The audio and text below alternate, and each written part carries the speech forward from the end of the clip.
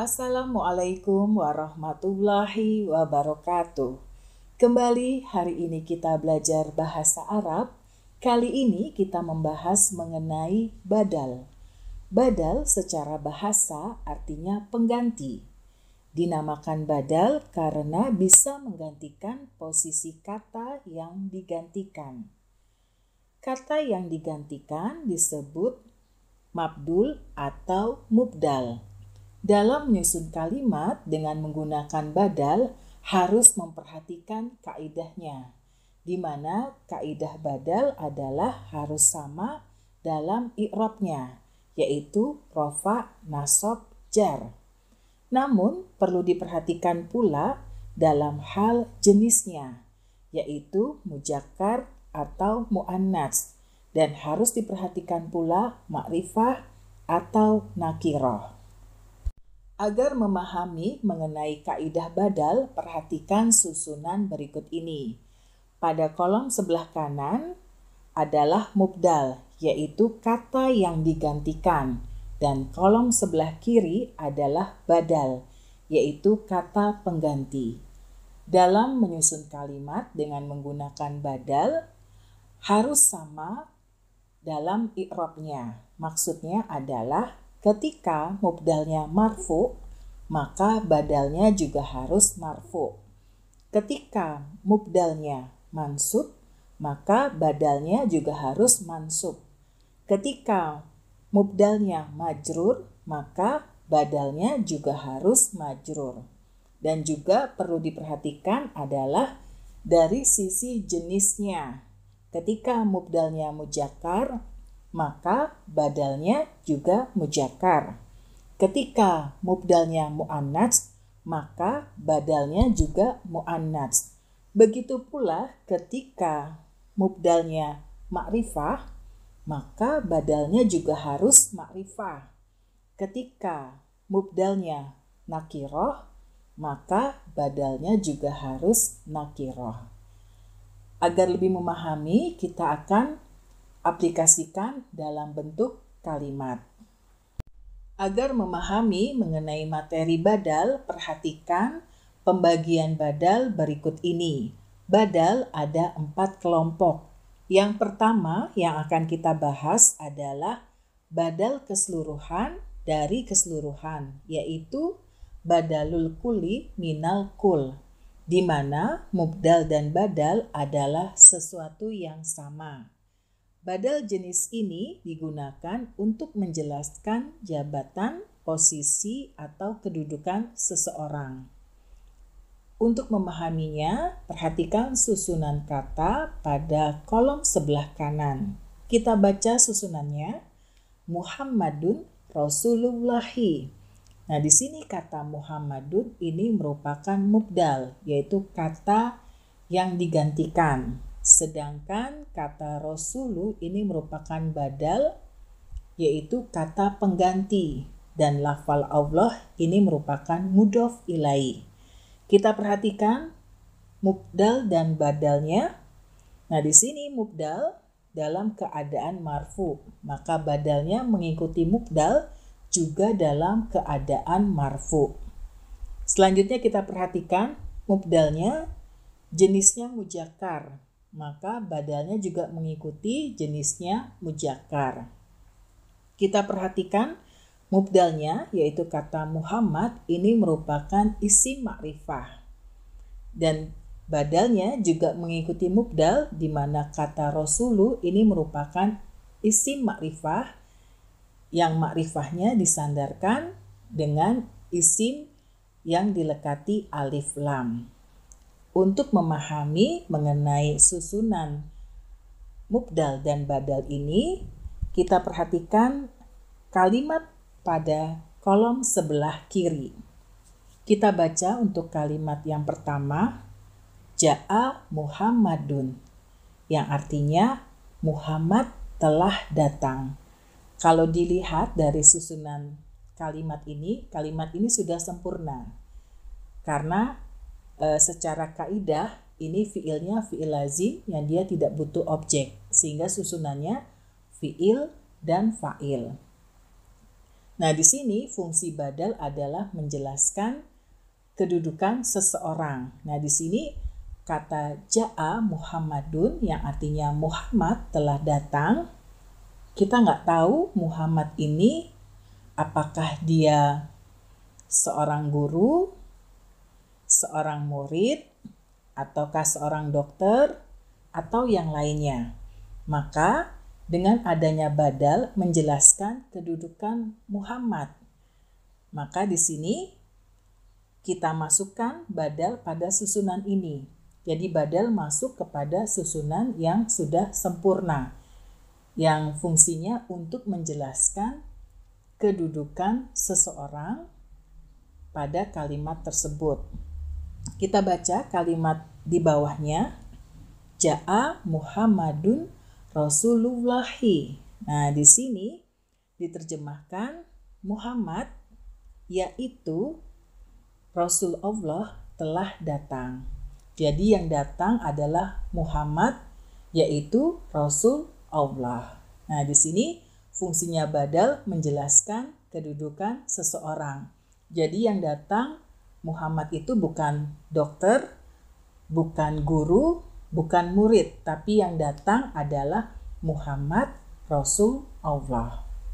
Dalam menerjemahkan menggunakan badal, pada umumnya ditambah dengan kata yaitu. Jadi di sini terjemahannya Muhammad yaitu Rasul Allah telah datang.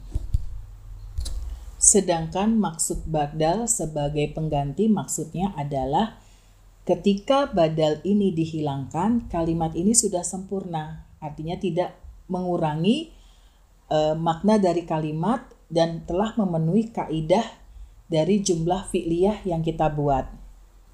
Jadi kalau pada kalimat Ja'a Muhammadun Rasulullahi badalnya kita buang, maka kalimat ini yang tersisa adalah Ja'a Muhammadun. Nah, ini kalimat ini sudah sempurna. Begitu pula ketika kata Muhammadun ini kita hilangkan, maka kalimatnya menjadi Ja'a Rasulullahi. Nah, di sini kalimatnya juga sudah sempurna walaupun salah satunya dihilangkan. Namun di sini fungsi badal adalah menjelaskan kedudukan seseorang. Maka itu disebutkan mubdal dan badal adalah sesuatu yang sama. Jadi yang datang adalah Muhammad yaitu Rasul Allah. Kita bedah kalimat ini. Ja'a di sini sebagai fiil, Muhammadun di sini sebagai fa'il, Rasulu di sini sebagai badal, dan lafal Allah di sini sebagai mudhof ilaih. Mubdal itu bukan kedudukan, jadi dia bisa menempati kedudukannya sebagai fa'il, sebagai maf'ul bih, sebagai mubtada, sebagai khobar, dan sebagainya. Sesuai dengan konteks kalimat yang akan kita buat. Semoga ini dengan adanya contoh yang kita buat, kita bisa lebih paham mengenai badal keseluruhan dari keseluruhan. Agar lebih memahami mengenai badal keseluruhan dari keseluruhan, kita perhatikan contoh susunan kata pada kolom sebelah kanan. Kita baca susunan katanya, Al-Ustadzu Zaidun. Nah, di sini kata Al-Ustadzu ini merupakan mubdal, yaitu kata yang digantikan. Sedangkan kata Zaidun ini merupakan badal, yaitu kata pengganti.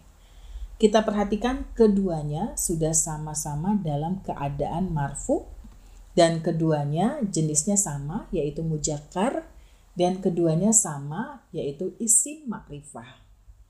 Selanjutnya, agar lebih memahami mengenai badal keseluruhan dari keseluruhan, kita perhatikan contoh kalimat yang pertama pada kolom sebelah kiri. Kita baca kalimatnya, Ja'al ustazu. Nah, di sini kalau kita lihat, kalimat ini merupakan jumlah fi'liyah, di mana fi'ilnya adalah fi'il lazim. Dan ini kalimat ini sudah sempurna, karena fi'il lazim tidak butuh objek, jadi susunannya cukup fi'il dan fa'il. Namun di sini timbul pertanyaan. Arti kalimat ini adalah Ustadz itu telah datang. Secara kaidah susunan kalimat ini sudah sempurna. Namun timbul pertanyaan, Ustadz siapa yang datang? Nah, di sini fungsinya badal menjelaskan kedudukan seseorang. Maka di sini kita tambah pada kalimat ini dengan memasukkan badal. Maka kalimatnya menjadi Ja'al Ustadzu Zaidun. Ustadz Zaid telah datang. Jadi yang telah datang adalah Ustadz Zaid, bukan Ustadz yang lainnya. Itulah maksud dari badal keseluruhan dari keseluruhan. Jadi mubdal dan badalnya adalah sesuatu yang sama. Semoga ini bisa dipahami. Selanjutnya kita perhatikan kelompok yang kedua, yaitu badal sebagian dari keseluruhan, yaitu badalul ba'di minal kull, di mana badal jenis ini merupakan sebagian kecil dari mubdal, artinya badalnya bagian dari mubdal. Biasanya digunakan untuk menjelaskan bagian per bagian. Kita perhatikan contoh kalimat berikut ini, akaltu rogifa sulusahu. Kita bedah tiap kata pada kalimat ini. Akaltu merupakan fiil dan fa'il, di mana di sini adalah tasrif lugawi fiil madi pada domir ana, sehingga fiilnya sudah bersambung dengan fa'ilnya. Selanjutnya kata ar-rogifa ini merupakan maf'ul bih, dan kata sulusa ini merupakan badal. Hu-nya ini adalah domir yang kedudukannya sebagai mudhof ilai. Nah, di sini mubdalnya menduduki kedudukannya sebagai maf'ul bih. Maka di sini badalnya merupakan bagian dari maf'ul bih, dari mubdal. Nah, di sini yang menunjukkan badal ini bagian dari mubdalnya, cirinya ada domir yang kembali kepada mubdalnya. Artinya domir ini menjelaskan bahwa badal ini bagian dari mubdalnya. Kita terjemahkan kalimat ini, aku makan roti sepertiganya. Nah, di sini kata sepertiga ini merupakan badal. Sepertiga apa? Sepertiganya. Nyanya ini maksudnya adalah roti. Maka ini disebut badal sebagian dari keseluruhan. Jadi badalnya merupakan bagian dari mubdal, di mana mubdalnya di sini menduduki kedudukannya sebagai maf'ul bih. Selanjutnya kita perhatikan contoh kalimat berikut ini. Kita masih di badal sebagian dari keseluruhan. Kita baca kalimatnya, qara'tul Qur'ana nisfahu. Nah, di sini kita bedah setiap kata. Kata qara'tu ini merupakan fi'il dan fa'il, ini merupakan tasrif lugawi fi'il madi pada domir ana, sehingga di sini fi'ilnya sudah bersambung dengan fa'ilnya. Selanjutnya kata al-Qur'ana ini merupakan maf'ul bih, dan kata nisfa ini merupakan badal, dan hu ini merupakan domir yang kedudukannya sebagai mudhof ilai dari nisfa. Nah, di sini badalnya merupakan bagian dari mubdal, di mana mubdalnya menduduki kedudukannya sebagai maf'ul bih. Nah, di sini pada badal jenis ini ada domir yang kembali kepada mubdal, menjelaskan bahwa badal ini merupakan bagian dari mubdal. Kita baca terjemahannya. Aku telah membaca Al-Quran, yaitu setengahnya. Nah, di sini setengahnya maksudnya adalah setengah Al-Quran. Maka itu ada domir yang kembali kepada mubdalnya untuk memberikan penjelasan kalau badal ini merupakan bagian dari mubdalnya. Semoga ini bisa dipahami. Selanjutnya kita perhatikan kelompok yang ketiga, yaitu badal istimal. Istimal secara bahasa artinya meliputi atau mencakup. Badal istimal biasanya digunakan untuk menjelaskan sesuatu yang memiliki hubungan atau keterkaitan dengan sesuatu. Biasanya ini terkait dengan sesuatu yang dimiliki oleh seseorang. Contoh kalimat, nafa'ani Zaidun ilmuhu. Nah, di sini kita bedah. Kata nafa'a ini merupakan fi'il madi. Nah, di sini ini merupakan domir yang bersambung pada fi'il, tapi di sini kedudukannya sebagai maf'ul bih. Kata Zaidun ini merupakan fa'il, dan kata ilmu ini merupakan badal, dan hu ini adalah domir yang kedudukannya sebagai mudhof ilai. Nah, di sini badalnya berkaitan dengan mubdalnya. Nah, di sini mubdalnya menduduki kedudukannya sebagai fa'il, yaitu pada kata Zaidun. Nah, sama seperti pada kelompok yang kedua, pada kelompok yang ketiga ini, badalnya juga bersambung dengan domir yang menunjukkan badal ini ada hubungannya dengan mubdalnya. Kita baca terjemahannya. Zaid bermanfaat untukku, ilmunya. Nah, jadi di sini badalnya berhubungan atau berkaitan dengan mubdalnya. Jadi yang bermanfaat adalah ilmunya. Maka di sini badal ini memiliki keterkaitan dengan mubdalnya, yaitu sesuatu yang dimiliki oleh mubdal. Semoga ini bisa dipahami. Selanjutnya, agar kita lebih memahami mengenai badal istimal, kita perhatikan contoh kalimat berikut ini. Uhibbu Zaidan hulukohu. Kita bedah tiap kata pada kalimat ini. Kata uhibbu ini merupakan fi'il yang sudah terdapat fa'ilnya. Ini adalah tasrif lugawi fi'il mudhari pada domir ana. Selanjutnya kata Zaidan ini merupakan maf'ul bih, dan kata huluqa ini merupakan badal, dan hu ini adalah domir yang kedudukannya sebagai mudhof ilai. Nah, di sini badal merupakan bagian dari mubdalnya yang menduduki kedudukannya sebagai maf'ul bih. Nah, di sini kita baca terjemahannya. Aku menyukai Zaid, yaitu akhlaknya. Maka di sini kata akhlaknya merupakan bagian dari mubdalnya. Nah, inilah maksud dari badal istimal. Jadi badal yang berhubungan atau yang berkaitan dengan sesuatu yang dimiliki oleh seseorang. Selanjutnya kita perhatikan kelompok yang keempat, yaitu badal golat. Al-golat secara bahasa artinya salah atau keliru. Badal ini terjadi ketika seseorang salah mengucapkan sesuatu. Jadi bukan pada tulisan. Contoh kalimat, akaltu hubzan lahman. Nah, di sini kata akaltu ini merupakan fi'il, dan fa'il ini merupakan tasrif lugawi fi'il madi pada domir ana, sehingga fi'ilnya sudah bersambung dengan fa'ilnya. Kata hubzan ini merupakan maf'ul bih, dan kata lahman ini merupakan badal. Nah, di sini diterjemahkan, aku telah makan roti. Ternyata salah, mau diralat. Yang dimaksud adalah daging. Jadi ini salah pengucapan atau keliru pengucapan sehingga diralat. Jadi kalau sering kita jumpai dalam percakapan, aku telah makan roti, maksudnya makan daging gitu ya. Jadi maksudnya badal golat itu seperti ini, kekeliruan pada pengucapan, yang kemudian ucapan itu diralat sesuai yang diinginkan.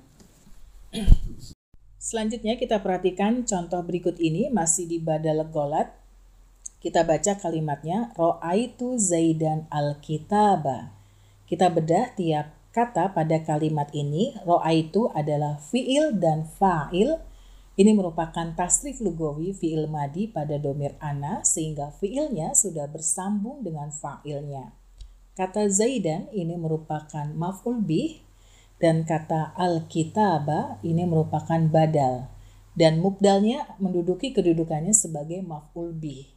Nah, di sini kita terjemahkan kalimat ini, aku telah melihat Zaid. tapi maksudnya adalah buku. Jadi di sini badal ini untuk meralat salah mengucapkan. Seharusnya dia mau bilang aku telah melihat buku, tapi salah pengucapan aku telah melihat Zaid yang kemudian diralat buku. Nah, ini maksudnya dari badal golat. Semoga ini bisa dipahami dengan dua contoh yang sudah kita bedah pada badal golat. Selanjutnya, dalam membuat kalimat dengan menggunakan badal, ada hal-hal yang harus diperhatikan. Karena badal biasanya sering dijumpai setelah, yang pertama, setelah nama orang. Kita perhatikan contoh kalimat berikut ini. Qalat Fatimatu bintu Rasulillahi. Kita bedah tiap kata dari kalimat ini. Qalat ini merupakan fiil, Fatimatu ini merupakan fa'il, bintu ini merupakan badal. Nah, di sini badalnya terletak setelah nama orang. Rasuli ini merupakan mudhof ilaih dan lafal Allah ini juga merupakan mudhof ilaih. Maka di sini mubdalnya adalah menduduki kedudukannya sebagai fa'il, yaitu kata Fatimatu. Maka di sini terjemahannya, Fatimah putrinya Rasulullah telah berkata. Atau boleh juga Fatimah putrinya Rasulullah berkata. Selanjutnya yang perlu diperhatikan, badal biasanya juga sering dijumpai setelah isim isyarah. Jadi kalau setelah isim isyarah ada isim yang dilekati oleh alif lam, maka dia kedudukannya sebagai badal. Contoh kalimat, kita perhatikan kalimat berikut ini, hazal waladu jamilun. Nah, di sini kata hadza ini sebagai mubtada, al-waladu ini sebagai badal, dan kata jamilun ini sebagai khobar.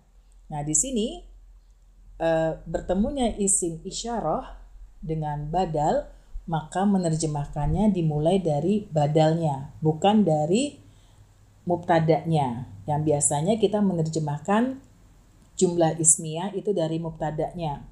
Tapi karena dia bertemu dengan badal, di mana mubdalnya ini menduduki kedudukannya sebagai mubtada.